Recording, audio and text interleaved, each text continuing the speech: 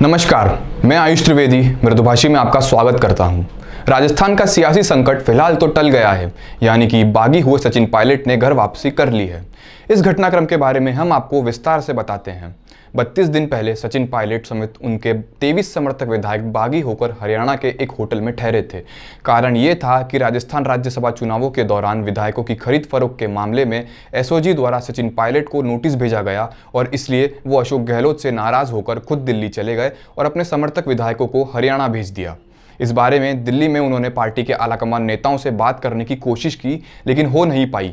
इसी बीच उनसे प्रदेश अध्यक्ष और उप मुख्यमंत्री का पद ले लिया गया। विधायकों की अयोग्यता को लेकर मामला सुप्रीम कोर्ट तक गया और यही सब प्रकरण पिछले 1 महीने से चलता रहा। लेकिन राजस्थान को इस सियासी संकट के भंवर से निकालने में 4 किरदारों ने अहम भूमिका निभाई। इनमें सबसे बड़ी भूमिका निभाई प्रियंका गांधी वाड्रा ने, क्योंकि प्रियंका ने ही सबसे पहले सचिन पायलट से संपर्क किया और उन्हें राहुल गांधी से बात करने के लिए राजी किया। वहीं पायलट और गहलोत के बीच तनातनी पर युवा नेता भी नाखुश थे। युवा ब्रिगेड ने यह बात राहुल के सामने भी जोरदार तरीके से रखी। इनमें राहुल के करीबी दीपेंद्र हुड्डा, भंवर जितेंद्र सिंह, मिलिंद देवड़ा और जितिन प्रसाद शामिल थे। राहुल की हरी झंडी के बाद भंवर जितेंद्र सिंह और दीपेंद्र ने पायलट से बात की। संगठन महासचिव केसी वेणुगोपाल व सोनिया गांधी के राजनीतिक सलाहकार अहमद पटेल ने भी महत्वपूर्ण भूमिका निभाई। दरअसल वेणुगोपाल 3 दिन पहले ही जैसलमेर आए थे और उन्होंने गहलोत खेमे के विधायकों से सुलह को लेकर बातचीत भी की थी। आपको बता दें कि पायलट ने दिल्ली में करीब 2 घंटे तक प्रियंका गांधी की मौजूदगी में राहुल गांधी से मुलाकात की। इस दौरान उन्होंने कहा कि कांग्रेस पार्टी से उनका कोई विरोध नहीं है। ये लड़ाई पद के लिए नहीं, आत्मसम्मान के लिए थी। इसके बाद राहुल गांधी ने कांग्रेस अध्यक्ष सोनिया गांधी से मुलाकात कर उन्हें पूरी स्थिति से अवगत कराया। इस मुलाकात का क्या नतीजा रहा, क्या हुआ इस मुलाकात में, इसे हम आपको पॉइंट्स के जरिए समझाते हैं।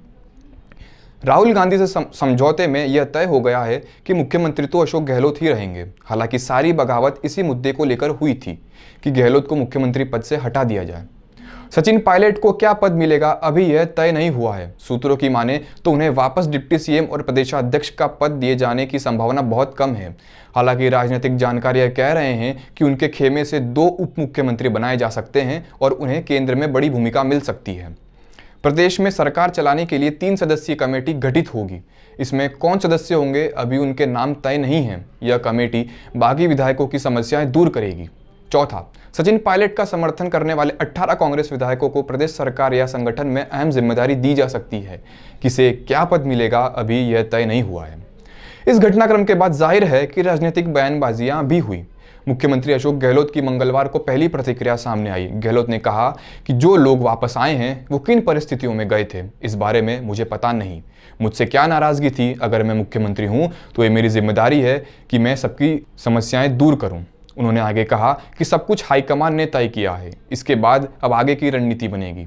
भाजपा के नेताओं ने पूरा जोर लगा लिया था सरकार को गिराने का, लेकिन एक आदमी टूटकर नहीं गया। भाजपा को मुंह की खानी पड़ी। इसके बाद सचिन पायलट ने भी अपनी बात रखी। उन्होंने एक न्यूज़ चैनल को दिए इंटरव्यू में कहा, हम सभी लोग कांग्रेस के लिए पिछले 20 साल से काम कर रहे हैं। हमें जब भी कोई टास्क मिला हमने निभाया है।